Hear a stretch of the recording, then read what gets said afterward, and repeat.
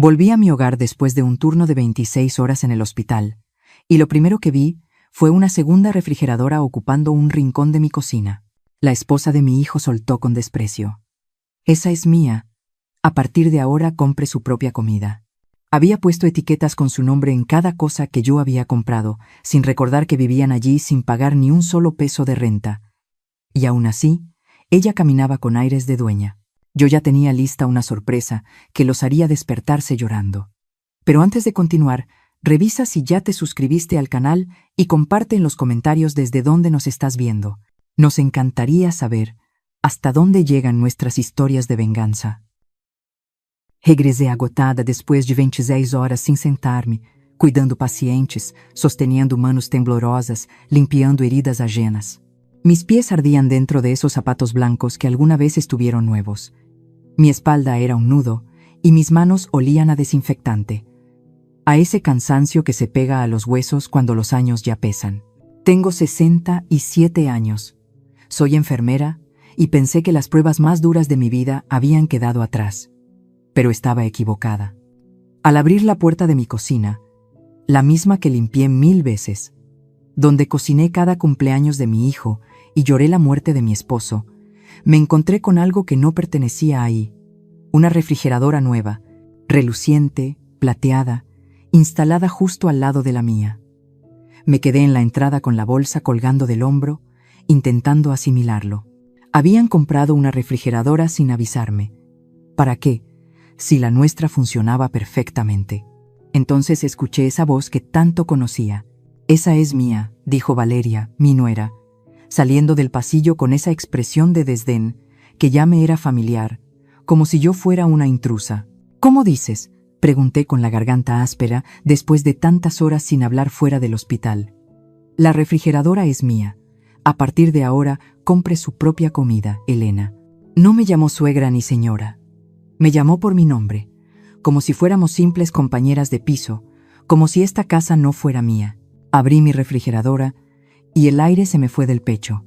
Todo, absolutamente todo lo que yo había comprado 3 días antes, tenía pegadas etiquetas amarillas con su nombre escrito con marcador negro: Valeria. El queso, los jitomates, el yogur, los frijoles, el pollo, hasta la mantequilla. «¿Qué es esto?», pregunté. Lo que le dije: «Esta es mi comida. Usted compre la suya. No es justo que tenga que compartir lo que compro con mi dinero». Su dinero. Valeria no trabajaba. No había trabajado ni un solo día desde que se casó con mi hijo hace 2 años. Se suponía que Diego era quien aportaba, aunque últimamente ese dinero parecía salir de mis ahorros cada vez que yo prestaba para gasolina, para el súper, para cualquier emergencia. Diego, intenté llamarlo, pero ya estaba en la puerta de su cuarto, mirándome con unos ojos que ya no reconocía. Los mismos ojos que antes me miraban con amor cuando era niño, ahora llenos de fastidio. «Mamá, no hagas drama. Valeria tiene razón. Cada quien debe comprar lo suyo. Es más organizado así». Sentí que el piso se movía bajo mis pies. «Pero yo compré esto. Yo pagué el súper de esta semana. Y por eso tiene tu nombre, ¿no?», soltó Valeria señalando las etiquetas. Ahora todos sabíamos de quién era cada cosa. Más fácil. Quería gritar, arrancar cada bendita etiqueta amarilla y aventárselas en la cara, pero estaba tan agotada, tan absurdamente agotada. Solo asentí. Caminé hasta mi cuarto, cerré la puerta y por primera vez en años me quedé sentada en la orilla de la cama, dejando que me cayera encima todo el peso de lo que acababa de ocurrir. Vivían en mi casa, en la casa que compré yo sola con mi sueldo de enfermera.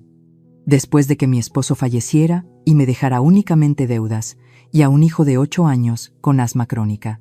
Me partí el alma haciendo turnos dobles y triples, limpiando pisos del hospital a las 3 de la mañana para poder pagar la hipoteca, saltándome comidas para que Diego tuviera sus medicinas. Y ahora pretendían cobrarme por comer en mi propia cocina.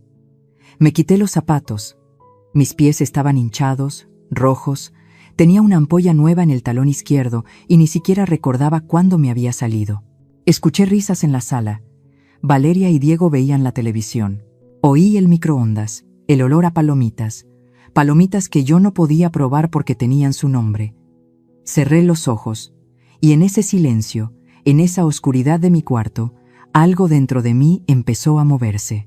Aún no lo entendía, pero esa noche, destrozada y humillada, sería la última vez que permitiría que me trataran como si fuera ajena en mi propia casa, porque a veces el silencio no es rendición, a veces es la calma antes de la tormenta. Si esta historia te está tocando el corazón, suscríbete al canal para seguir conmigo hasta el final, porque lo que viene nadie lo veía venir, ni siquiera yo, así de fuerte. Pero lo que descubrí días después haría que esas etiquetas amarillas parecieran apenas el inicio de mi martirio. Pensé que aquello era el fondo, que ya no podrían hundirme más. Qué ingenua fui. 3 días después, regresé de otro turno en el hospital. Esta vez, solo 12 horas, pero habían sido 12 horas infernales. Una niña con quemaduras graves, un señor mayor que murió mientras yo le sostenía la mano porque no tenía familia. Volví a casa, queriendo únicamente una taza de té caliente y silencio. Entré al baño y ahí estaban, más etiquetas amarillas, en el champú, en el jabón, en la pasta dental, hasta en el papel higiénico. Valeria. Me quedé congelada viendo mi propio cepillo de dientes, el único objeto sin etiqueta, como si fuera lo último que aún me pertenecía. Salí del baño y fui a la cocina. Las ollas tenían etiquetas, los sartenes, los vasos, los platos. Abrí el cajón de los cubiertos, hasta los tenedores, los malditos tenedores.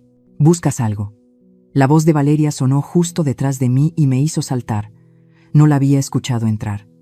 Valeria, esto ya es demasiado, demasiado. Ella inclinó la cabeza con esa sonrisa que nunca alcanzaba sus ojos. Elena, solo estoy protegiendo mis cosas. Usted sabe cómo es. A veces se pierden, se mezclan, así todos sabemos qué es de quién. Pero yo compré estas ollas. Yo compré estos platos, hace 20 años. Ah, se encogió de hombros. Entonces póngale su nombre también. Yo puse el mío en lo que es mío.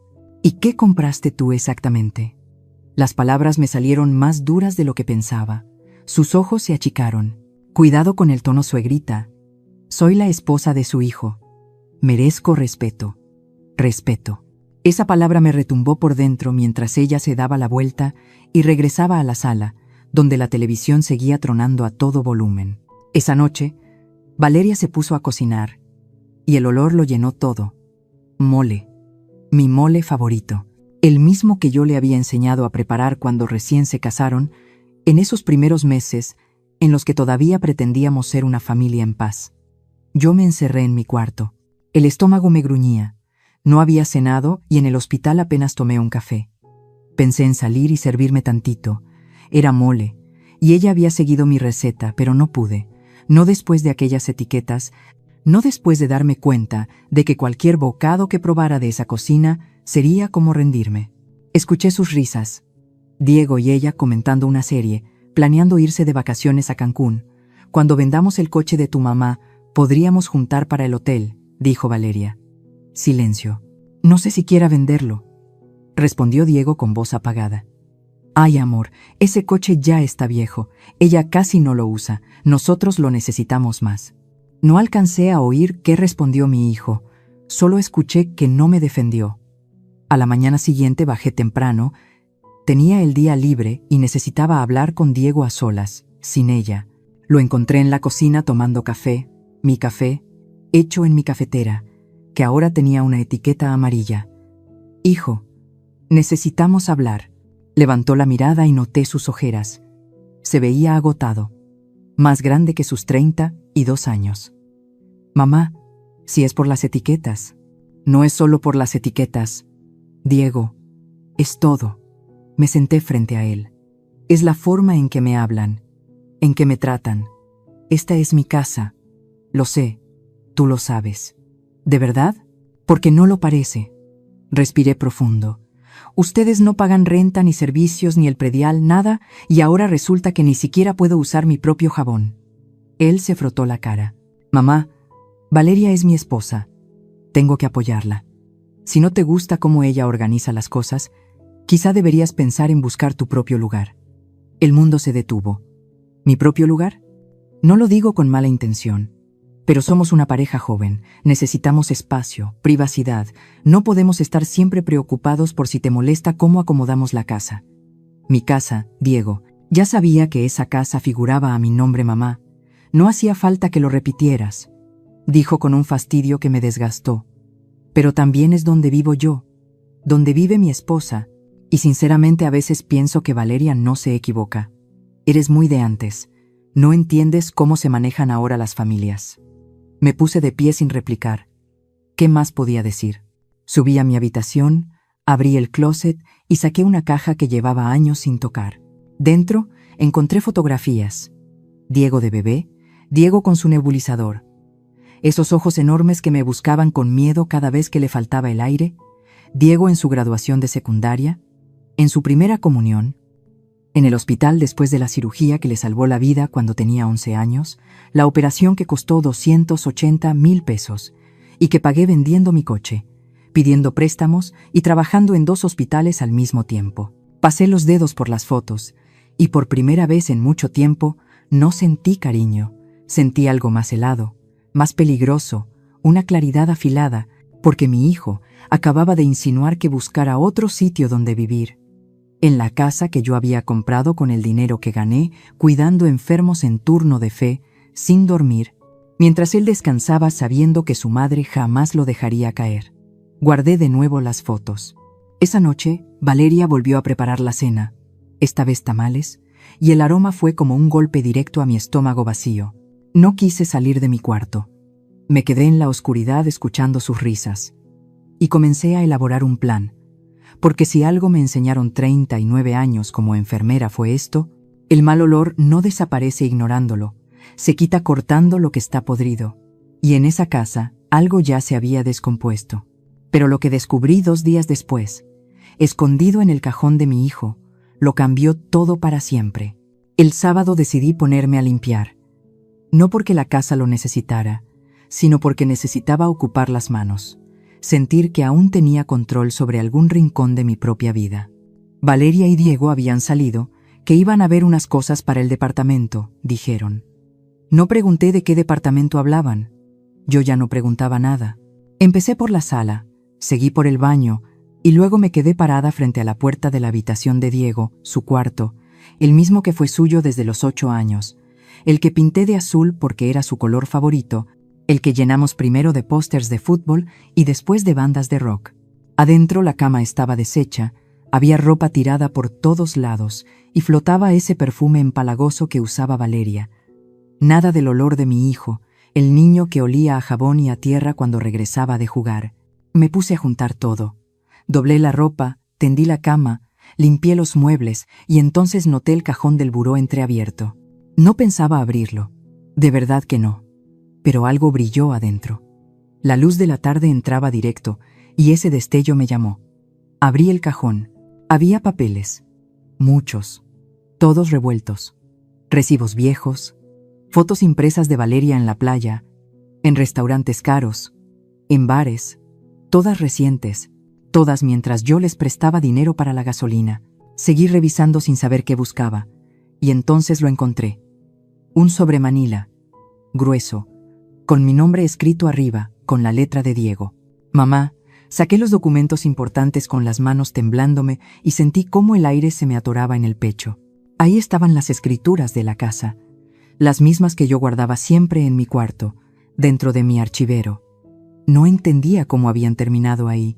Debajo de las escrituras apareció otro papel, un pagaré notariado con fecha de hace 2 años.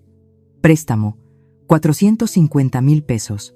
Deudor Diego Rivas Orozco, acreedor Elena Orozco, viuda de Rivas, concepto, inversión inicial para negocio de importación de refacciones. Entonces lo recordé todo. Hace 2 años Diego llegó ilusionado. Venía con un plan que según él iba a cambiar su vida. Un amigo le había ofrecido entrarle a un negocio de importar refacciones para autos desde Estados Unidos.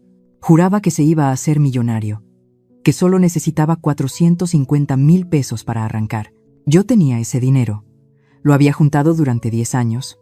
Era mi colchón para el retiro, para cuando ya no pudiera trabajar. Pero era mi hijo, mi único hijo. Te lo pagaré en 6 meses, mamá. Con intereses, vas a ver, Firmamos ante notario porque él insistió. Para que veas que hablo en serio, dijo. El negocio nunca prosperó. El amigo se esfumó llevándose parte del dinero y Diego jamás volvió a tocar el tema. Y yo nunca le pregunté, porque era mi hijo y una madre no cobra lo que entrega con amor. ¿O sí? Seguí revisando el sobre y encontré más papeles. Estados de cuenta de hace 6 meses, de una cuenta que yo no conocía, a nombre de Diego, con depósitos constantes de 15,000 y 20,000 pesos. ¿De dónde salía ese dinero si se suponía que no estaba trabajando? Y hasta el fondo, había una hoja doblada. La abrí. Era una impresión de mensajes de WhatsApp entre Diego y Valeria. Valeria, ya hablé con el de la inmobiliaria. Dice que esta casa, en esta zona, vale como 3 millones. Diego, es mucho. Valeria, por eso mismo, amor. Tu mamá ya está grande. No va a vivir para siempre. Y cuando se muera, ¿a quién le va a dejar la casa? Diego, ¿a mí? Soy hijo único. Valeria, exacto. Pero ¿por qué esperar? Convéncela de que la venda. Le decimos que es para que se vaya a un lugar más chico, más fácil de cuidar. Ella se queda con 1 millón, nosotros nos quedamos con 2. Y con eso armamos nuestra vida de verdad, lejos de aquí. Diego, no sé, se va a enojar. Valeria, ya se le pasará. Además, ¿qué va a hacer? Corrernos. Tú eres su hijo, no va a dejarte en la calle. Le damos unos meses de tratamiento especial, la ablandamos. Y listo. Diego, tratamiento especial, ja, ja, ja. Valeria, ya verás, en 2 meses está rogándonos que la ayudemos a vender. La fecha del mensaje era de 3 meses atrás. Las etiquetas aparecieron 2 semanas después de esa conversación. Dejé caer los papeles y me senté en la cama de mi hijo, sintiendo cómo me empezaba a temblar todo el cuerpo, no de miedo, sino de coraje, un coraje puro, hirviendo, que me subió del estómago hasta la garganta. Me estaban sacando de mi propia casa siguiendo un plan, paso por paso, humillación tras humillación. Y mi hijo lo sabía. Él lo había diseñado. Tomé fotos de todo con mi celular. Los mensajes, el pagaré, los estados de cuenta, las escrituras que no tenían por qué estar guardadas en ese cajón. Dejé todo exactamente como lo había encontrado. Cerré el cajón, salí del cuarto y bajé a la cocina. Me serví un vaso de agua, aunque las manos me temblaban tanto que casi lo derramo. Miré alrededor. Las 2 refrigeradores, las etiquetas amarillas en cada cosa, la casa que compré con mi sacrificio, con mis turnos nocturnos, con las rodillas hechas polvo por pasar 12 horas de pie, la casa donde mi hijo creció sintiéndose acompañado hasta que su padre falleció, el mismo hijo que ahora pretendía venderla para irse con su esposa lejos de mí, me descubrí soltando lágrimas que ni cuenta me había dado que estaban corriendo. Y en ese instante, algo dentro de mí se quebró para siempre, pero no en la dirección que ellos pensaban. No me hundía, me impulsaba hacia adelante, porque una cosa es perdonar, y otra muy distinta es ser ingenua. Y yo ya había sido bastante ingenua. Saqué mi celular y busqué en Google abogado especialista en desalojo en el pueblo. Salieron varios nombres y escogí uno. Licenciado Enrique Medina. Buenas reseñas y oficina cerca del centro. Marqué y me contestó una secretaria bufete. Medina, buenas tardes. Buenas tardes. Mi voz sonó firme, increíblemente firme. Necesito una cita urgente. Quiero desalojar a alguien de mi propiedad. ¿Es inquilino? No. Es mi hijo.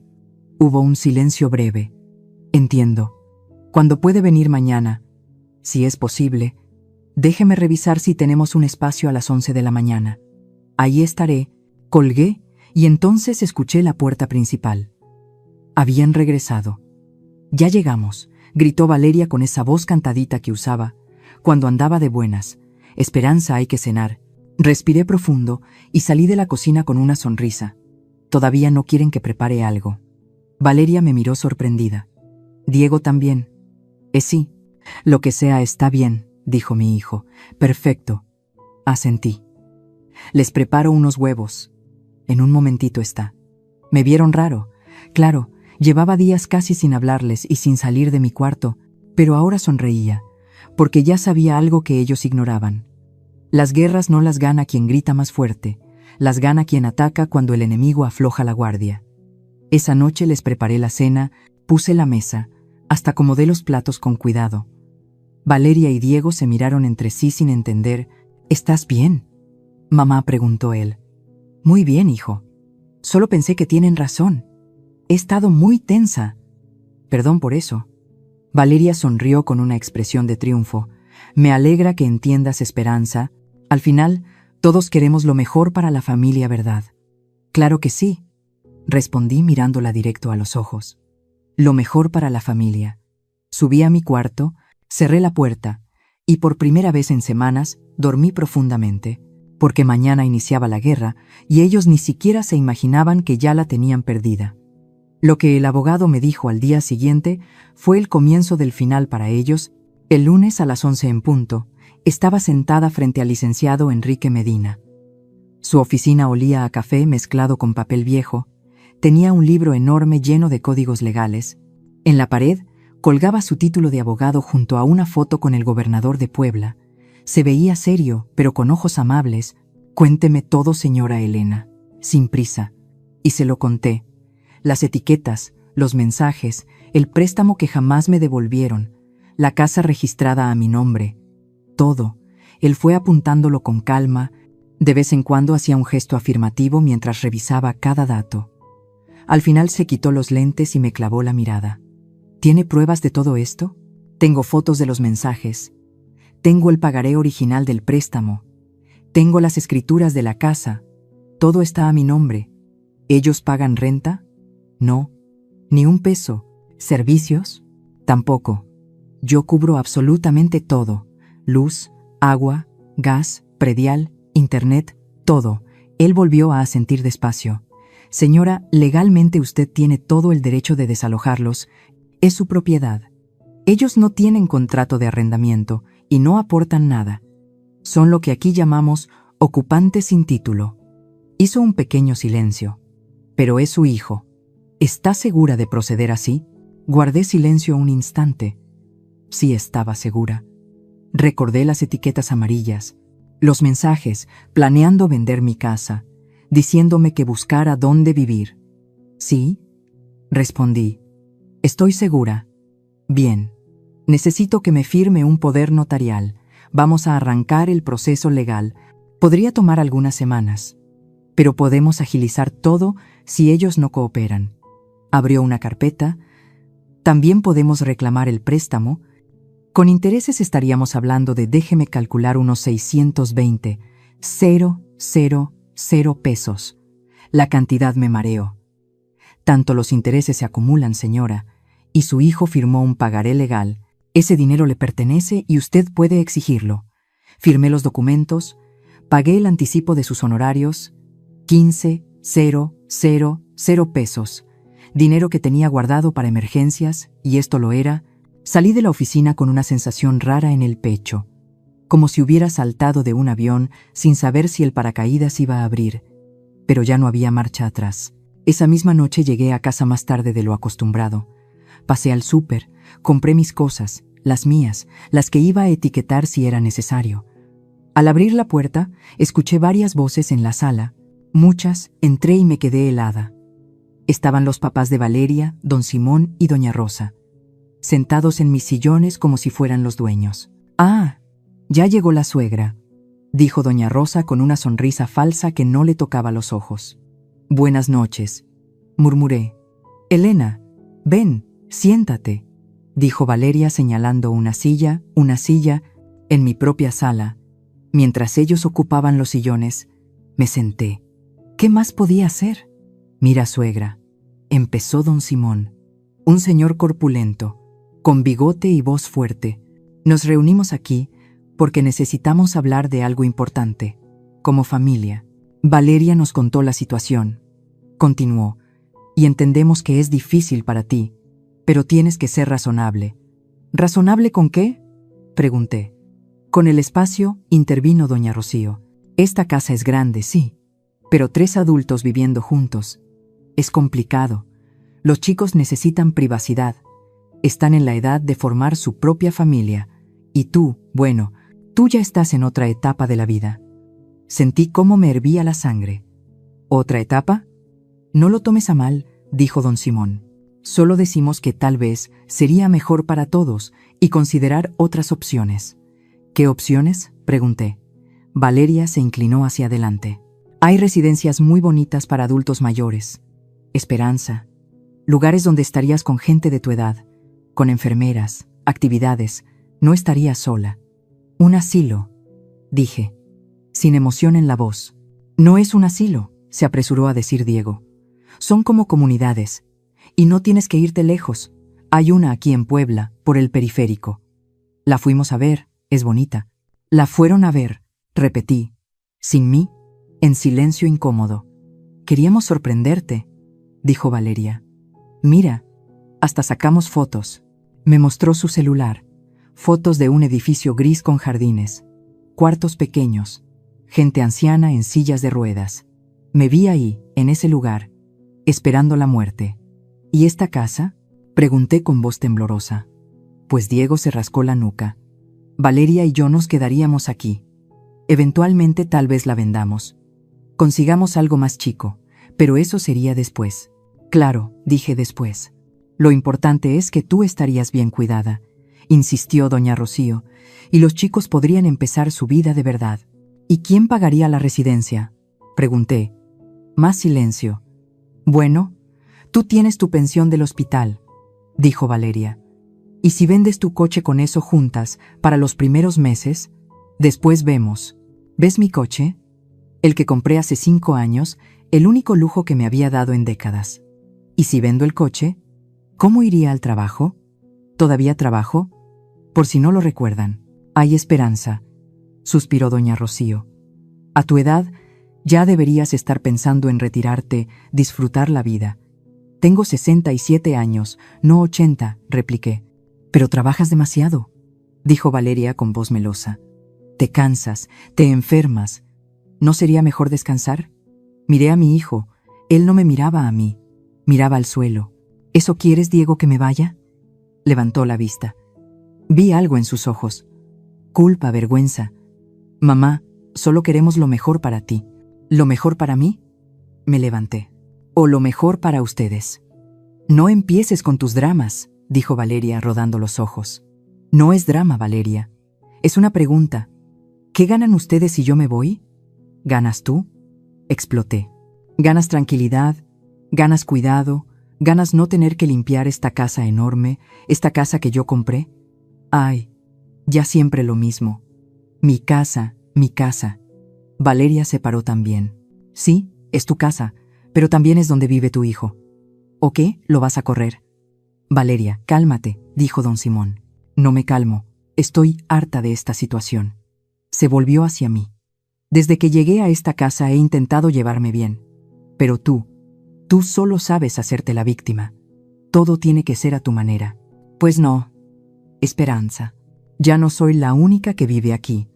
Y si no puedes aceptarlo, entonces sí, tal vez deberías buscar otro lugar. El silencio que siguió fue denso. Miré a Diego. Tú piensas lo mismo. Se frotó la cara. Mamá, creo que Valeria tiene razón. No puedes seguir controlando todo. Esta casa, sí, la compraste tú, pero también es mi hogar. Y si quiero vivir aquí con mi esposa, es mi decisión. Tu decisión. Sentí que algo se rompía en mi pecho. Y yo, que soy un estorbo, nadie dijo eso. Intervino doña Rocío. No hace falta decirlo, murmuré. Me di la vuelta y subí las escaleras. Detrás de mí escuché a Valeria. Ah, ya se enojó, mañana se le pasa. Y risas, risas suaves. Como si nada de esto importara. Entré a mi cuarto. Me desmoroné. Y esta vez sí lloré. Lloré como no había llorado en años. Lloré por el hijo que crié, por las noches sin dormir cuando tenía fiebre, por los 3 trabajos que tuve para pagarle la escuela, por cada peso que ahorré pensando en su futuro. Lloré hasta que no quedaron más lágrimas, y cuando terminé, me miré en el espejo. Me veía con los ojos rojos, hinchados, ojeras profundas, pero también había algo nuevo en mi mirada. Decisión. Saqué mi celular, busqué el número del licenciado Medina, le envié un mensaje: licenciado, adelante con todo, Quiero que salgan de mi casa lo antes posible. La respuesta llegó en segundos. Entendido, señora Elena. Mañana presentamos la demanda. Guardé el teléfono, me acosté y antes de dormir susurré en la oscuridad. Perdóname, Diego, pero ya no puedo salvarte de ti mismo. 3 días después, lo que ocurrió haría que Valeria dejara de sonreír para siempre. Los días siguientes fueron extraños. Yo actuaba normal, demasiado normal. Saludaba por las mañanas, preparaba mi desayuno sin quejarme de las etiquetas. Salía a trabajar, regresaba, me encerraba en mi cuarto. Valeria estaba confundida. La vi mirándome varias veces con el ceño fruncido, como si tratara de descifrar qué había cambiado. Diego simplemente me evitaba, salía temprano, regresaba tarde y cuando coincidíamos desviaba la mirada. Bien, que pensaran que me había rendido, que pensaran que había aceptado mi destino de vieja estorbosa, que pronto se iría a una residencia. Pero por las noches, cuando ellos dormían, yo trabajaba, observaba, escuchaba, investigaba. Descubrí sus rutinas.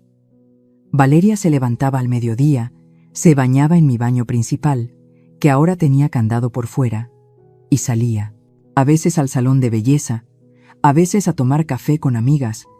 Regresaba con bolsas de ropa de marcas como Zara y Bershka, que yo nunca pude comprarme. Diego salía temprano, supuestamente a buscar trabajo, pero regresaba oliendo a cerveza, con los ojos rojos.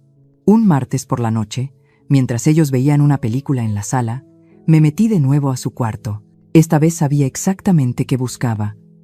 Abrí el cajón de la cómoda, revisé entre la ropa, nada. Miré debajo de la cama, cajas de zapatos, las abrí una por una. En la tercera encontré lo que necesitaba. Estados de cuenta bancarios, actualizados hasta el mes pasado, de depósitos regulares de 18,000 pesos cada 15 días. ¿De dónde salían? Seguía buscando. Había recibos de bares, de restaurantes caros, uno del Hotel Mario. ¿Para qué necesitaban un hotel si vivían aquí? Entonces vi un sobre cerrado. Lo abrí. Adentro había un folleto de una inmobiliaria. Departamento en preventa, zona Angelópolis, desde 2.8 millones de pesos. Uno de los departamentos estaba marcado con plumón rojo. Un departamento de 3 recámaras, 3.200.000 pesos. En la última página, con letra de Valeria, decía: con la venta de la casa de la vieja, 3 millones aprox, menos 800.000 para ella, nos quedan 2.2 millones, más préstamo del banco 1 millón, más 3.2 millones perfecto, 800.000 pesos para mí. De mi casa de 3 millones, las matemáticas de mi propia traición, escritas con marcador rojo, tomé fotos de todo, los estados de cuenta, el folleto, los recibos del hotel. Guardé todo tal cual estaba. Salí del cuarto, ellos seguían en la sala. Escuchaba a Valeria riendo de algo en la película. Subí a mi cuarto, descargué las fotos en mi laptop, las respaldé en la nube, y entonces hice algo que nunca pensé que haría. Le escribí a Pilar. Pilar era mi compañera del hospital. Llevábamos 15 años trabajando juntas. Ella conocía a Diego desde niño, lo había visto crecer. Patty, necesito un favor. ¿Conoces a alguien que pueda investigar de dónde salen unos depósitos bancarios? Me respondió en minutos. Mi primo es contador y trabaja para el SAT. ¿Qué necesitas? Necesito saber si mi hijo está declarando esos ingresos y de dónde vienen. Mándame los datos, mañana te digo. Le envié fotos de los estados de cuenta. A la mañana siguiente, Pilar me llamó durante mi descanso en el hospital. Espe, tu hijo está en problemas. ¿Qué encontraron? Estos depósitos vienen de una empresa fantasma, una que se dedica a facturar operaciones falsas, es fraude fiscal. Si el SAT lo descubre, le va a caer una multa enorme, tal vez hasta cárcel. Se me heló la sangre. ¿Cárcel? Esto es serio. Espe, tu hijo está recibiendo dinero negro. Alguien lo está usando para lavar dinero o para evadir impuestos, y él es el que va a pagar si esto explota. ¿Cómo sabes que él lo sabe? ¿Por qué firma los recibos? Tiene una cuenta donde llega el dinero. No puede decir que no sabía. Colgué temblando. Mi hijo estaba metido en algo ilegal. Esa noche llegué a casa decidida a hablar con él, a solas, pero cuando entré, escuché voces alteradas en la cocina. Te dije que tenías que ser más discreta. La voz de Diego sonaba desesperada. No me hables así, respondió Valeria. No es mi culpa que tu mamá sea tan entrometida. ¿Qué pasó?, preguntó Diego. Nada, solo que... La vi mirando mi teléfono el otro día, estoy segura. Cuando fui al baño, mi celular estaba en otra posición. Estás paranoica. No estoy paranoica. Esa vieja sabe algo. ¿Lo presionas? Silencio. ¿Qué podría saber?, preguntó Diego, pero su voz sonaba nerviosa. No sé, pero tenemos que acelerar las cosas. Habla con ella. Convéncela de que venda la casa ya, o que te la pase a tu nombre. Algo, mientras más tiempo pase, más riesgo hay. ¿No puedo presionarla más? Ya está enojada. Pues encuentra la manera. La voz de Valeria se volvió fría. Porque si esto se cae, Diego, me voy. No vine a vivir con tu mamá para siempre. Vine porque me prometiste una vida, un departamento, viajes, y hasta ahora solo tengo etiquetas en una cocina que ni siquiera es mía. Te amo, Vero, lo sabes.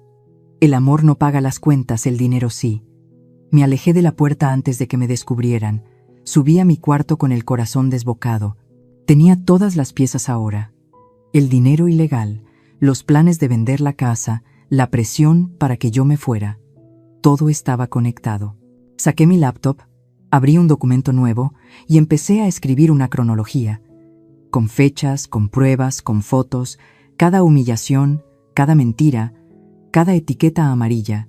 Pasé la noche entera haciendo eso, organizando mi defensa como si fuera un caso del hospital, sistematizando el dolor. Al amanecer imprimí todo, 3 copias, una para el abogado, una para mí, una para, bueno, ya vería para qué. Me bañé, me vestí, preparé café. Cuando bajé a la cocina, Diego ya estaba allí. Lucía terrible, ojos hundidos, sin rasurar. «Buenos días», dije con calma. Me miró sorprendido. «Buenos días, mamá». Preparé mi desayuno. Pan tostado, café negro, fruta. Él no dejaba de mirarme. «¿Estás bien?», preguntó finalmente. Lo miré a los ojos. «Muy bien, hijo». «¿Por qué?». «No sé. Te ves diferente». Sonreí. «¿Dormí bien?». «Eso es todo». Mentira. No había dormido nada. Pero él no tenía por qué saberlo. Terminé mi desayuno, miré mi plato, tomé mis cosas, me voy al hospital, regreso en la noche. Mamá me detuvo antes de salir. «Sobre lo del otro día, lo de la residencia, no tienes que decidir ahora». «Lo sé», respondí. «No te preocupes», y salí. En el coche, antes de arrancar, marqué al licenciado Maldonado. «Licenciado, soy Elena. Tengo más información. Creo que mi hijo está involucrado en algo ilegal. Tengo pruebas. Venga a la oficina hoy mismo si puede». «Voy para allá». Colgué, arranqué el coche, y mientras manejaba por las calles del pueblo, con el sol de la mañana pegándome en la cara, sentía algo que no había sentido en meses. Poder, porque ya no era la vieja tonta que aguantaba todo por amor. Ahora era la leona que protegía lo que era suyo, y a esta leona nadie la iba a sacar de su guarida. Pero lo que estaba por venir no solo lo sacaría de mi casa, lo haría arrodillarse frente a mí. El jueves regresé de un turno de 14 horas. Había sido brutal. 2 códigos azules, una paciente que no sobrevivió, una familia llorando en mis brazos, preguntándome por qué Dios se la había llevado. No tenía respuestas, nunca las tenía. Llegué a casa arrastrando los pies, me dolía todo, la espalda, las rodillas, hasta el alma. Lo único que quería era un baño caliente y dormir. Abrí la puerta, el olor me golpeó primero. Comida, pollo rostizado, papas, ese olor que te hace salivar automáticamente. Entré a la cocina y me quedé paralizada. Mi nevera estaba abierta, vacía, completamente vacía. En el suelo, junto al bote de basura, estaban mis cosas. El yogurt que había comprado hace 2 días, el jamón, el queso panela, los jitomates, las tortillas, todo tirado en una bolsa negra. ¿Qué? ¿Ya llegaste? Valeria entró a la cocina limpiándose las manos con una servilleta. Traía puesta una blusa nueva, carísima. Podía verlo en la etiqueta que todavía colgaba del cuello. Tuve que tirar tu comida. ¿Qué hiciste? Estaba echada a perder, dijo con un encogimiento de hombros. Olía horrible, contaminaba mi nevera. Ya sabes cómo es. Cuando las cosas se mezclan, todo acaba oliendo mal. Esa comida estaba buena, la compré hace 2 días. Pues yo la olí y ya estaba podrida. Frida me miró con esos ojos fríos. Además, Elena, ya te dije, si quieres guardar comida, compra tu propia nevera, como hice yo. Miré la bolsa de basura. Ahí estaba, mi comida de la semana, 200 pesos tirados a la basura. Algo dentro de mí se rompió. No fue dramático, no fue explosivo, fue silencioso, como cuando se rompe una cuerda que ha estado tensa demasiado tiempo. Simplemente se rompió. ¿Dónde está Diego?, pregunté con voz hueca. En la sala. ¿Por qué? No respondí. Caminé hacia la sala. Mi hijo estaba tirado en el sillón mirando su celular, con una cerveza en la mano, la tercera botella vacía sobre la mesa. Diego levantó la vista. ¿Qué pasó, mamá? Tu esposa tiró mi comida a la basura. Ah, sí. Me dijo que estaba echada a perder. No estaba echada a perder, mamá. Suspiré, intentando mantener la calma. Yo llevo 40 años comprando comida. Creo que sé cuando algo está podrido. Ya no empieces, dijo, levantándose tambaleando, claramente borracho. Estoy cansado de tus dramas, agregó. Las palabras salieron de su boca como cuchillos. ¿Mis dramas?, le respondí, casi sin poder creer lo que decía. Tiré comida por 200 pesos que gané trabajando, mientras tú estás aquí bebiendo cerveza que yo pagué. No pagaste esta cerveza, respondió, la compró Valeria. ¿Con qué dinero, Diego? ¿Con qué dinero compra Valeria si no trabaja? Eso no es tu problema, dijo, restándole importancia. Claro que es mi problema, respondí, perdiendo la paciencia. Viven en mi casa, comen mi comida, usan mis servicios. Ya basta, gritó. Por primera vez en años mi hijo me gritó. Estoy harto de que todo tenga que ser sobre ti, tu casa, tu comida, tu dinero. Ya entendimos, lo hiciste todo. Eres la gran mártir, la santa madre que sacrificó todo. Sus palabras me golpearon como puños. Diego, no. Ya me cansé, mamá. Me cansé de sentirme culpable por existir, de sentir que te debo cada respiro, porque tú trabajaste mucho. Yo no pedí nacer. Yo no pedí que papá se muriera. Esas fueron tus decisiones, no las mías. El silencio que siguió fue insoportable. Valeria apareció en la puerta con una pequeña sonrisa victoriosa. Miré a mi hijo, ese hombre de 32 años, con los ojos rojos de alcohol y rabia, y no lo reconocí. El niño que abrazaba mis piernas cuando tenía pesadillas, el adolescente que me traía flores el Día de las Madres con su primer sueldo, el joven que lloró en mi hombro cuando su primera novia lo dejó, ese niño ya no estaba. En su lugar había un extraño que me odiaba. Está bien, dije con una voz tan baja que casi no me escuché. Está bien. Me di la vuelta, subí las escaleras, entré a mi cuarto, me recosté, y entonces, por primera vez en mi vida, sentí que no podía respirar. No físicamente, mis pulmones funcionaban, pero algo más profundo, algo en el centro de mi pecho se había cerrado. Me senté en la cama, saqué mi celular con las manos temblorosas, marqué el número de mi hermana Luz María. Ella vivía en Morelia. No nos veíamos mucho, pero siempre habíamos estado ahí la una para la otra. ¿Qué pasó?, contestó preocupada. Eran las 10 de la noche, y entonces me derrumbé. Le conté todo, entre sollozos, entre hipos, las etiquetas, los mensajes, el préstamo, la comida en la basura, las palabras de Diego. Ella no interrumpió, solo escuchó. Cuando terminé, hubo silencio. Elena, dijo finalmente con voz seria, tienes que sacarlo de tu casa. Es mi hijo, respondí débilmente. Es un malagradecido. Su voz era dura. Y esa mujer es una víbora. Te van a dejar sin nada, y cuando lo hagan, se van a ir. Y tú vas a quedarte sola, sin casa, sin dinero, sin nada. Pero no hay peros, hermana. Yo sé que lo amas, Pero el amor no puede ser tan ciego. A veces amar es dejar que caigan. Es lo único que los despierta. Lloré más fuerte.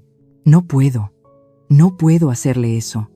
Entonces prepárate para perderlo todo, porque eso es lo que va a pasar. Colgó. Me quedé ahí, sola, en la oscuridad, con el teléfono en la mano, y por primera vez pensé algo terrible. Pensé, ¿y si me voy yo? ¿Y si les dejo la casa y me voy? Sería más fácil, menos doloroso. Podría haber rentado un cuarto pequeño, trabajado hasta mi jubilación, morir tranquila, sabiendo que no rompía mi familia. Pero entonces recordé algo. Recordé el día en que compré esta casa. Diego tenía 12 años y habíamos estado rentando un departamento horrible en una colonia peligrosa por 12 años. Pero yo había ahorrado, peso por peso, durante 5 años. El día que firmé las escrituras, llegué a casa llorando de felicidad. «Mi hijo», le dije, «tenemos casa. Una casa de verdad. Nadie nos la puede quitar». Él me abrazó. Olía a jabón de niño y a sueños. «Nadie, mamá. Ni siquiera si no pagamos renta. Nadie. Porque es nuestra, tuya y mía». Abrí los ojos. Tuya y mía. No de Valeria, no de sus padres, no de nadie más, mía. Me levanté, me secé las lágrimas. Abrí el cajón de mi buró. Saqué la carpeta donde tenía todas las pruebas, las fotos, los documentos, y saqué algo más, las escrituras originales de la casa, las que había recuperado del cuarto de Diego y guardado en mi cuarto. Las abrí. Ahí estaba mi nombre. Elena Orozco, viuda de Rivas. Propietaria única. Pasé los dedos por las letras. 40 años de trabajo, 40 años de dolor, 40 años de sacrificio. Todo estaba en este papel y nadie me lo iba a quitar. Tomé mi celular, busqué el chat con el licenciado Medina y escribí: «Licenciado, necesito verlo mañana mismo, urgente. Vamos a acelerar todo». «¿Qué pasó, señora Elena?», preguntó. «Que ya no voy a esperar más. Quiero que salgan de mi casa la próxima semana». «Entendido. Mañana a primera hora le preparo los documentos». Guardé el teléfono, me acosté, y esta vez no lloré, porque las lágrimas se habían acabado. En su lugar había algo más duro, más frío: determinación. Mi hijo creía que yo era débil, que me iba a rendir. Pero olvidó algo. Olvidó que las mujeres que levantamos hijos solas, que trabajamos 3 empleos, que aguantamos el dolor y seguimos de pie, nosotras no nos rompemos, nos transformamos. Y cuando nos tocan lo que más amamos, nos volvemos implacables. Diego estaba a punto de aprender algo que yo le había enseñado cuando era niño. Cada acción tiene consecuencias, y las suyas apenas estaban por llegar. Y no, lo que hice el sábado por la mañana hizo que Valeria perdiera esa sonrisa para siempre. El viernes, a las 8 de la mañana, estaba sentada frente al licenciado Medina. Esta vez no temblaba, no lloraba, estaba firme como roca. «Señora Elena, preparé todo», dijo. Puso varios documentos sobre el escritorio. «Aquí está la notificación de desalojo. Aquí la demanda por el préstamo incumplido, 620,000 pesos con intereses». Y luego sacó otro papel. «La demanda por daño moral y uso indebido de propiedad. Calculamos 150,000 pesos adicionales». «¿Daño moral?», pregunté. «¿Usted ha sufrido abuso psicológico en su propio hogar? ¿Humillaciones sistemáticas? Eso tiene valor legal». Me miró serio. «Si llevamos esto a juicio, podríamos ganar incluso más. Pero le advierto, será largo, doloroso y público». «¿Cuánto tiempo?», pregunté. 6 meses, tal vez 1 año. Negué con la cabeza. «No tengo 1 año, necesito que salgan ya». «Entonces tenemos otra opción». Se recargó en su silla. Los enfrentamos, les mostramos todas las pruebas, les dejamos claro que salían por las buenas o los destruiríamos legalmente. Con las pruebas que teníamos, especialmente las del dinero ilegal, su hijo podría terminar en la cárcel. La palabra cárcel me golpeó el pecho. No quiero que vaya a la cárcel, lo sé, pero él no tiene que saberlo. El licenciado se inclinó hacia adelante. El miedo puede ser más efectivo que cualquier juicio. Si él cree que puede ir a prisión, va a cooperar. Y si no, entonces seguimos con todo, sin piedad. Hizo una pausa. «Señora, sé que es su hijo. Pero si no pone límites ahora, Ellos la van a destruir, van a vender su casa, la van a dejar en la calle y no van a mirar atrás. Cerró los ojos, respiró hondo. Hagámoslo, pero quiero estar presente. Quiero ver sus caras cuando se enteren. ¿Está segura? Completamente. Firmé los papeles, todos. La notificación de desalojo, la demanda por el préstamo, todo. El licenciado los metió en un sobremanila. ¿Cuándo quiere que los notifiquemos? Mañana, sábado por la mañana, cuando estén en casa, tranquilos, confiados. Asintió lentamente. Mañana a las 10. Iré personalmente con un notificador. ¿Estará usted ahí? Ahí estaré. Esa noche llegué a casa más temprano de lo normal. Valeria estaba en la sala pintándose las uñas. Dame dormía en el sillón con la boca abierta. Hola, dije. Valeria apenas me miró. Hola. Subí a mi cuarto, pero no para esconderme, esta vez para planear. Saqué una maleta vieja del closet. Empecé a empacar mis cosas más importantes. Documentos, fotos, ropa, mis uniformes del hospital, todo lo que no quería que tocaran, porque mañana, después de la notificación, no sabía qué podría pasar. Guardé la maleta debajo de la cama. Luego hice algo que nunca hacía. Abrí mi joyero, el que me regaló mi mamá antes de morir. Adentro había pocas cosas. Un anillo de oro, los aretes de mi boda, una cadenita delgada y una foto. Una foto vieja, descolorida, de mi esposo Ricardo sonriendo, con Dame en brazos. La saqué. La miré por largo rato. Perdóname, amor, susurré. Sé que querías que cuidara a nuestro hijo, pero creo que cuidarlo ahora significa soltarlo, dejarlo caer, para que aprenda. Guardé la foto, cerré el joyero.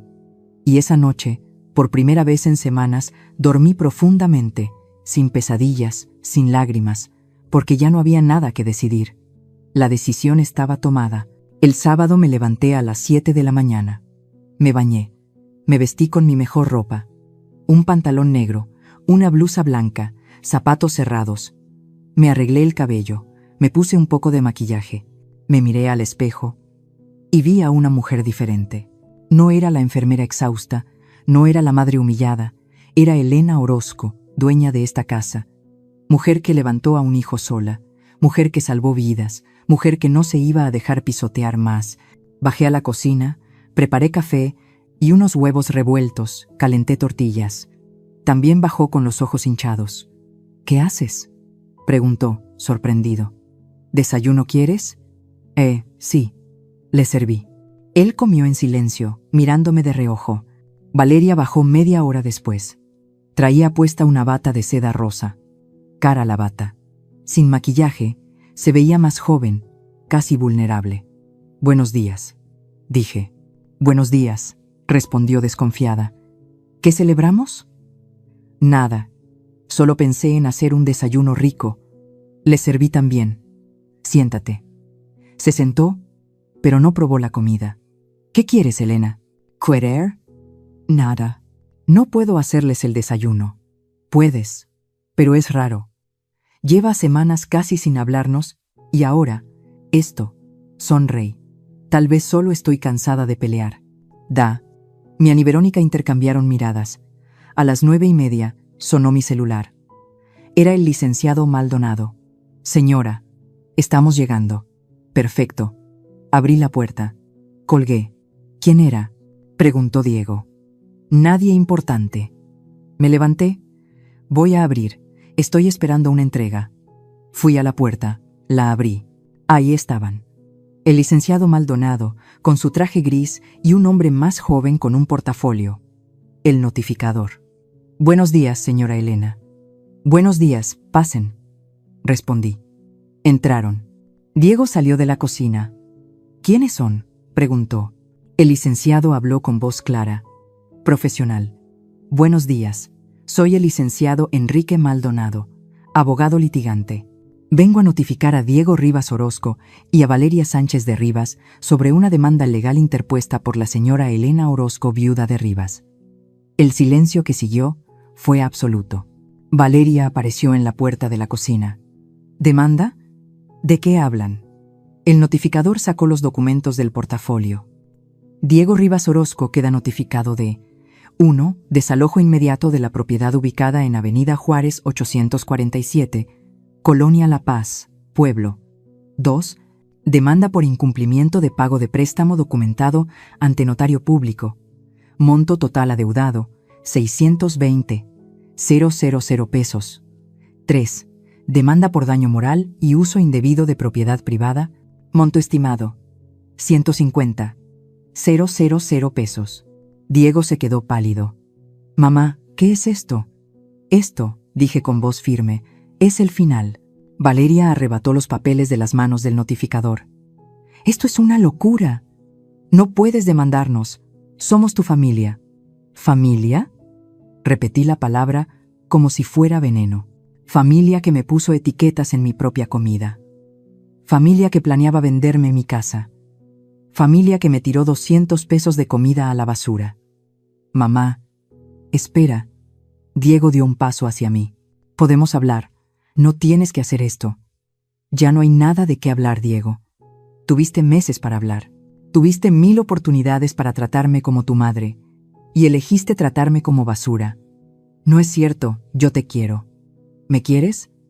La risa que salió de mí sonó amarga.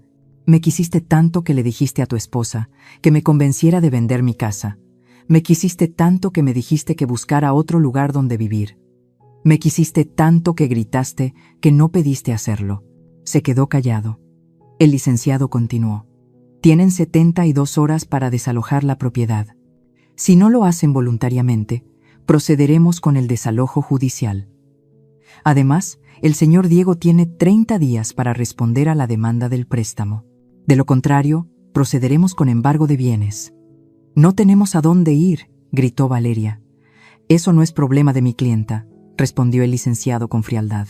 «Tienen familia, tienen opciones, pero ya no tienen derecho de estar aquí».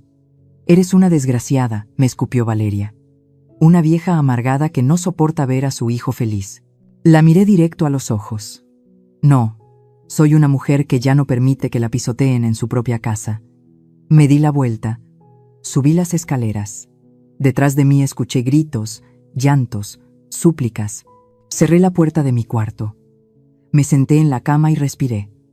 Por primera vez en meses, respiré de verdad. Porque el peso que había cargado durante tanto tiempo finalmente se había levantado. Ya no era su víctima. Era su juez. Sí, ya. Pero lo que encontré en mi puerta 3 horas después me haría dudar de todo.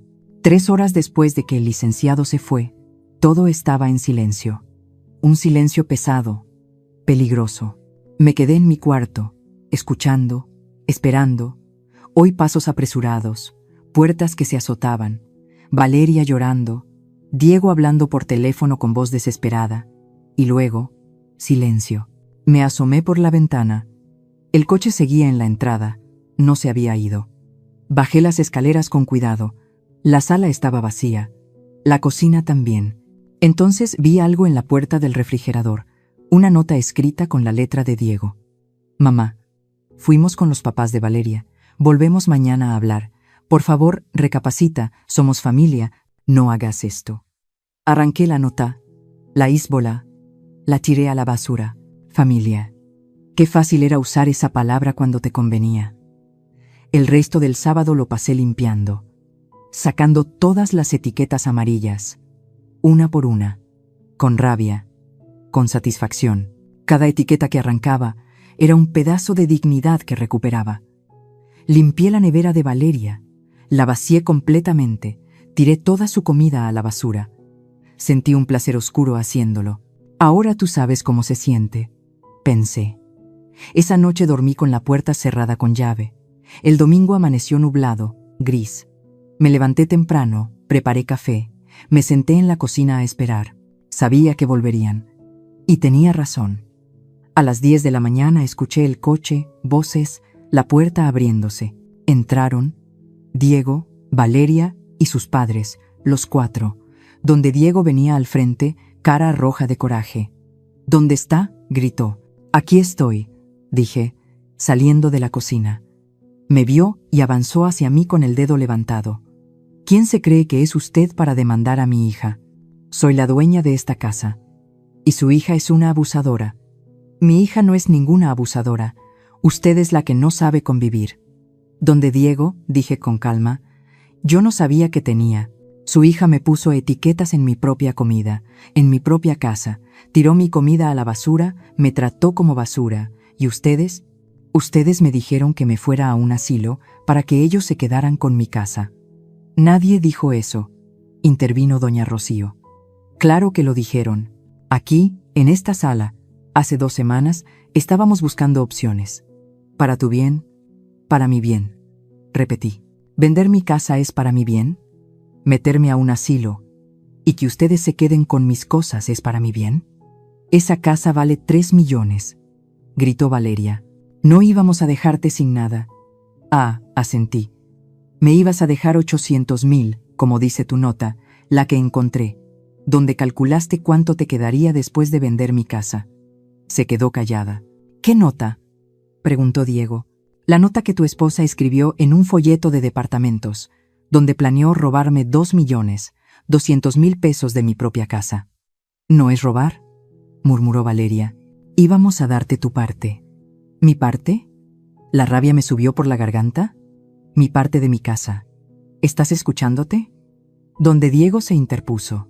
Mire, señora Elena, sé que están molestas, pero podemos arreglar esto sin abogados, sin dramas, como gente civilizada. Ya no quiero arreglar nada. No se acerque, grité. Si esto llega a juicio, todo sale perdiendo. Yo no, dijo.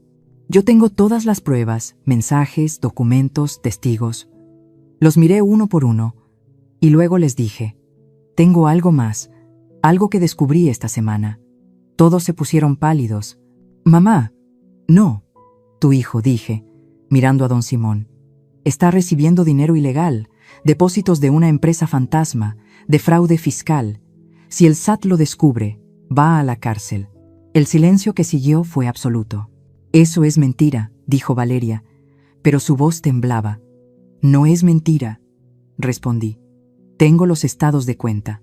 Un contador ya lo revisó. Y si esto llega a juicio, esa información va a salir a la luz. Ella se dejó caer en el sillón. Mamá, yo no sabía, dijo Diego. Un amigo me ofreció ese trabajo, solo firmaba facturas, no sabía que era ilegal. Pero firmaste, le respondí. Y recibiste el dinero, y lo gastaste. Mi voz era de hielo. En hoteles, en restaurantes caros, en ropa para tu esposa, mientras me decías que no tenías para pagar la luz. Basta, gritó Valeria. Basta de hacerte la víctima. Tú eres la que está destruyendo esta familia. No destruí nada, respondí. Ustedes lo hicieron. Etiqueta por etiqueta, humillación por humillación. Eran solo etiquetas, dijo él. No es para tanto. No eran solo etiquetas, grité por primera vez. Mi voz retumbó por toda la casa. Eran un mensaje de que yo ya no importaba, de que en mi propia casa era una extraña, de que todo lo que construí, todo lo que trabajé, todo lo que sacrificé, no valía nada. El silencio que siguió fue ensordecedor. Tienen hasta el martes para salir de mi casa, dije con voz firme.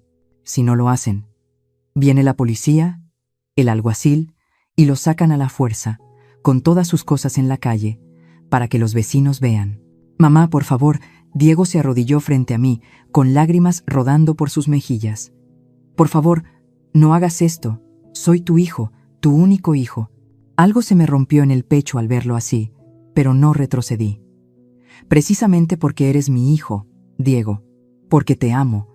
Tengo que hacer esto, respondí. Me agaché para quedar a su altura.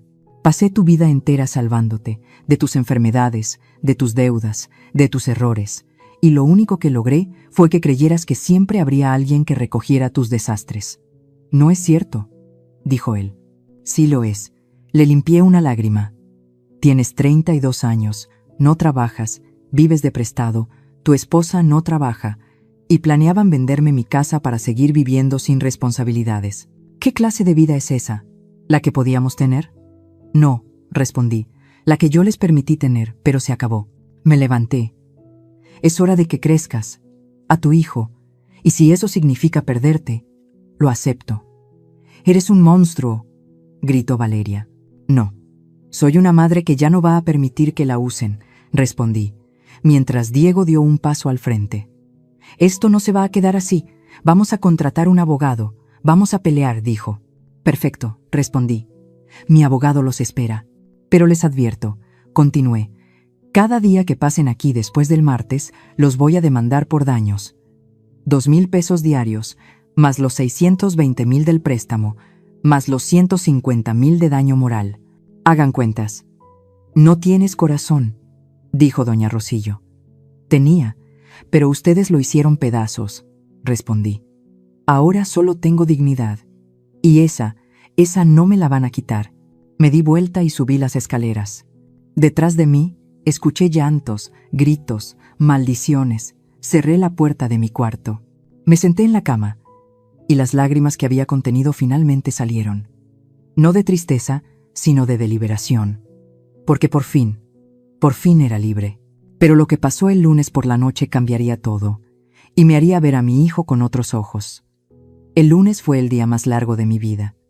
Me fui al hospital temprano, mi turno de 12 horas. Necesitaba estar lejos. Necesitaba aire. Mis compañeras notaron que algo no estaba bien. Pilar me invitó a la cafetería durante el receso. Espe, te ves muy mal. ¿Qué pasó? Y sé lo que me contaste. Los demandaste. Los echaste de tu casa. Me abrazó. Y sí, hiciste lo correcto. Pero, ¿por qué me siento tan mal? Es tu hijo. Y aunque te haya herido, sigue siendo tu hijo. Me apretó las manos. Pero recuerda, a veces dejar ir a alguien es la única manera de que aprenda a levantarse por sí mismo. Regresé a casa a las 8 de la noche. El coche de Diego no estaba. Abrí la puerta con el corazón acelerado. La casa estaba en silencio, pero algo no estaba bien. Entré al salón.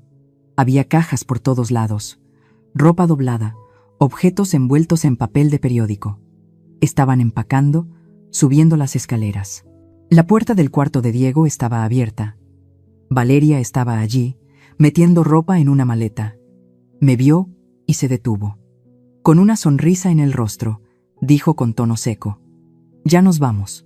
¿Eso es lo que querías? Quería respeto. No era tanto pedir. Respeto. Soltó una risa amarga. ¿Sabes qué? Tienes razón, nos vamos. ¿Y sabes qué más? Me voy a llevar a tu hijo muy lejos de ti. Diego toma sus propias decisiones. Así, cruzó los brazos. No es tan seguro, porque yo sí lo valoro. Yo sí creo en él. No como tú, que lo único que haces es recordarle todo lo que hiciste por él, como si fuera una deuda eterna. Sus palabras me golpearon. Yo nunca le hice sentir eso. Claro que no. Pero cada vez que hablas, yo trabajé, yo pagué, yo me sacrificé. ¿Sabes lo que eso le hace a una persona? Le hace sentir que nunca será suficiente, que nunca podrá devolverte lo que hiciste por él. Me quedé callada. Por eso bebe. Por eso no consigue trabajo. Porque tiene tanto miedo de decepcionarte, de la gran Esperanza Orozco, la mujer que todo lo hizo sola, que prefiere no intentarlo. Eso no es cierto. Claro que lo es. Y en el fondo lo sabes. Pero es más fácil culparme a mí, hacerme la villana, cuando en realidad tú lo mantuviste así. Dependiente. Inútil. Porque si él crecía, ya no te necesitaría. ¿Y tú? Tú necesitas que te necesiten. Sentí que el suelo se movía. «Sal de mi casa», le grité. «Con gusto». Salió del cuarto empujándome el hombro al pasar. Me quedé allí parada en el pasillo, respirando agitadamente. Tenía razón. Todo esto era mi culpa. Bajé las escaleras como un zombi. Entré a la cocina. Me senté a la mesa.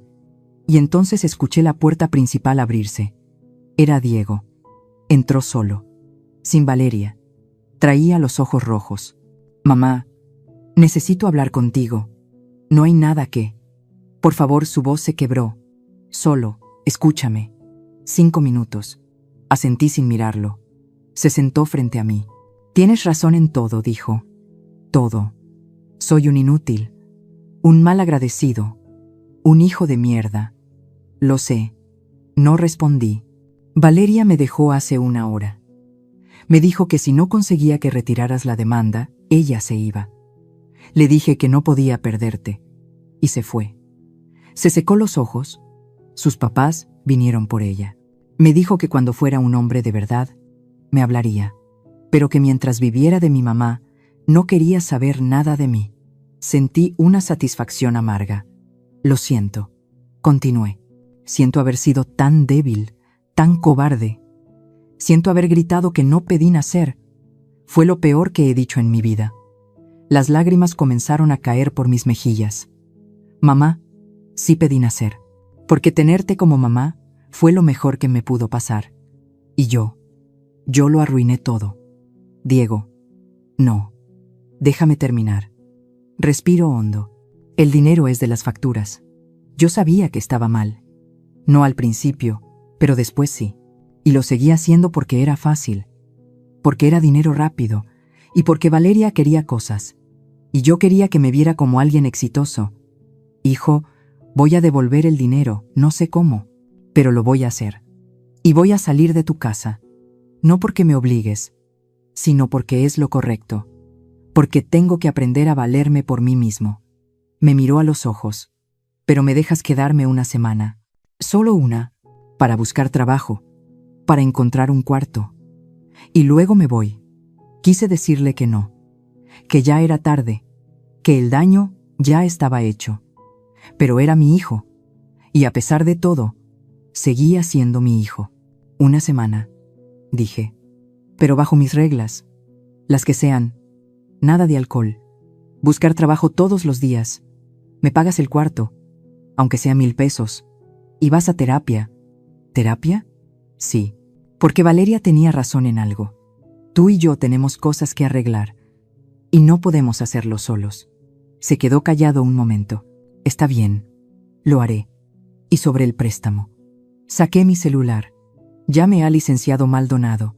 Licenciado, soy Esperanza. Quiero que congelen la demanda del préstamo. No la retiren. Solo déjenla pausada, para ver qué pasa. ¿Está segura? Sí. Entendido. Y el desalojo. Miré a Diego. También en pausa. Una semana. Como usted ordene. Colgué. Diego me miraba con los ojos llenos de lágrimas. Gracias, mamá. Muéstramelo. Asintió. Se levantó para irse, pero se detuvo en la puerta. Mamá, ¿por qué? ¿Por qué después de todo lo que te hice sigues dándome oportunidades? Lo miré. Y por primera vez en días sentí algo cálido en el pecho. ¿Por qué? Porque eso es lo que hacen las madres, hijo. No porque sea fácil, no porque sea justo, sino porque el amor verdadero no se rinde, pero tampoco se deja pisotear, y esa es la diferencia que tú tienes que aprender. Se quedó ahí, en el marco de la puerta, y por primera vez en años, vi en sus ojos algo que había perdido. Vi al niño que yo conocía, al niño que me abrazaba cuando tenía miedo, al niño que prometió cuidarme cuando fuera grande. Ese niño todavía estaba ahí, enterrado bajo capas de errores y mentiras, pero ahí estaba. Y por primera vez tuve esperanza, no de que todo se arreglara de la noche a la mañana, sino de que tal vez no todo estaba perdido. Los siguientes 3 días fueron extraños. Diego cumplió lo que había prometido. Se levantaba temprano, imprimía currículums y salía a buscar trabajo. Yo lo observaba desde lejos, con paciencia, muy lentamente.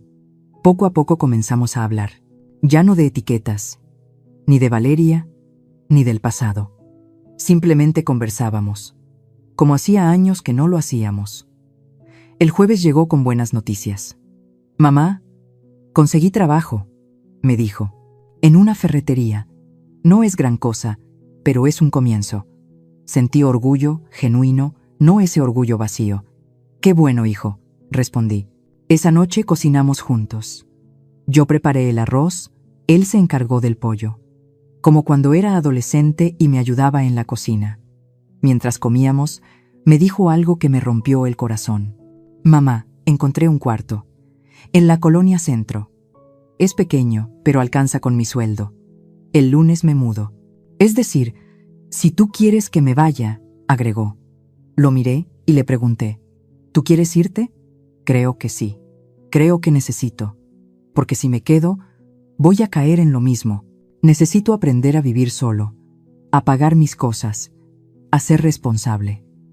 Aunque algo en mi interior se rompía, le dije: está bien, puedo venir a visitarte los domingos. Siempre. Esta sigue siendo tu casa. Pero ahora, en otros términos. Sonrió. Una sonrisa triste pero real. Gracias, mamá. Y en ese momento supe que había hecho lo correcto, que dejarlo ir había sido la única forma en que aprendería a volar. Pero lo que sucedió el domingo, el día antes de que se fuera, fue el verdadero cierre que ambos necesitábamos. El domingo amaneció con un sol brillante. Diego se levantó temprano y lo escuché en la cocina preparando café. Bajé y lo vi mirando por la ventana. Buenos días, dije. Él se volteó y tenía algo en la mano. Un sobre. Buenos días, mamá. Necesito darte esto. Me extendió el sobre. Lo abrí y dentro había dinero. Billetes de 100 y 200. Conté rápidamente. 3,000 pesos. ¿Qué es esto?, le pregunté. Es lo que te debo de esta semana. 1,000 por la renta y 2,000 como primer pago de mi deuda. Diego, no tienes que. Sí tengo que. Me interrumpió, con voz firme. Me debes 620,000 pesos, ¿verdad? Con intereses, pues voy a pagártelos. No sé cuánto tiempo me tome. Tal vez años. Pero lo voy a hacer. Sentí un nudo en la garganta. Hijo. Y luego me dijo: también quiero darte esto. Sacó un papel doblado de su bolsillo. Es un plan de pagos. Lo hice con un contador que conocí. Puedo pagarte 3,000 pesos mensuales. En 18 años estaré saldado. Miré el papel. Estaba todo calculado. Fecha por fecha. Pago por pago. Diego, tienes 32 años. En 18 años tendrás 50. Lo sé, pero es mi responsabilidad. Y voy a cumplir. Hizo una pausa. Porque así me enseñaste. Que las deudas se pagan. Que las promesas se cumplen. Y yo rompí muchas promesas, mamá. Pero esta no la voy a romper. Las lágrimas comenzaron a correr por mis mejillas. Lo abracé. Él me abrazó de vuelta, como cuando era niño, como cuando tenía miedo, como cuando me necesitaba. Pero ahora era diferente. Ahora no me necesitaba para salvarlo. Me abrazaba porque me amaba. Y eso lo cambiaba todo. Esa tarde lo ayudé a empacar sus últimas cosas. Mientras doblábamos la ropa, me dijo: ¿sabes? Pero Única me escribió ayer. Levanté la vista. ¿Qué quería?, le pregunté. Preguntó si habías retirado la demanda. Le dije que no, que tú tenías razón, que yo había sido un idiota. Sonrió amargamente. Me dijo que era un fracasado, que nunca llegaría a nada, y que ojalá me pudiera quedar en la casa de mi mamá para siempre. Lo siento, hijo. No lo sientas. Me miró, porque tenía razón en algo. Yo era un fracasado, pero ya no quiero serlo. Y si para dejar de serlo tengo que perderla a ella, entonces así será. Me senté en la cama. ¿La extrañas? A veces. Pero más que a ella, extraño a quien creí que era cuando estaba con ella. Cerró la maleta. Creí que era importante, exitoso, pero era una mentira. Era todo dinero que no era mío, una casa que no era mía, una vida que no era mía. ¿Y ahora? Ahora tengo un cuarto de 3x3, un trabajo de 6,000 pesos a la quincena y una deuda de 620,000 pesos. Soldó una risa. Pero es mío, es mi vida. Por primera vez en años. Sentí orgullo, un orgullo profundo y real. Tu papá estaría orgulloso. Se quedó callado. Sus ojos se llenaron de lágrimas. ¿Tú crees? Sé que sí. Porque tu papá también cometió errores. Muchos. Pero siempre se levantó. Siempre lo intentó. Y eso es lo que estás haciendo tú. Limpió sus lágrimas. ¿Puedo confesarte algo? Claro. Por años te odié. No todo el tiempo. Pero a veces sí. Porque siempre eras perfecta. La enfermera perfecta. La madre perfecta. La que todo lo hacía bien. Y yo nunca podía estar a tu altura. Siempre era el hijo que necesitaba ayuda. El hijo enfermo. El hijo que costaba dinero. Hijo. Y cuando conocí a Valeria, Ella me hacía sentir suficiente, como si no tuviera que ser perfecto, como si pudiera solo ser. Respiró hondo. Pero la verdad es que ella no me amaba. Amaba lo que yo podía darle. Y cuando no pude darle más, se fue. No todas las mujeres son así. Lo sé. Porque tú no eres así. Tú pudiste haberte ido. Pudiste dejarme caer cuando comencé todo esto, pero no lo hiciste. Me diste una última oportunidad. Y eso, mamá, eso nadie más lo habría hecho. Me abrazó de nuevo. Y en ese abrazo estaba todo. El perdón, el dolor, el amor, la esperanza. A las 5 de la tarde llegó el camión de mudanzas. Bueno, no era realmente un camión. Era la camioneta de un amigo que Diego había contratado por 200 pesos. Entre los dos cargamos sus cosas. No eran muchas. Una cama desarmada, cajas de ropa, algunos muebles. Los vecinos nos miraban desde sus ventanas.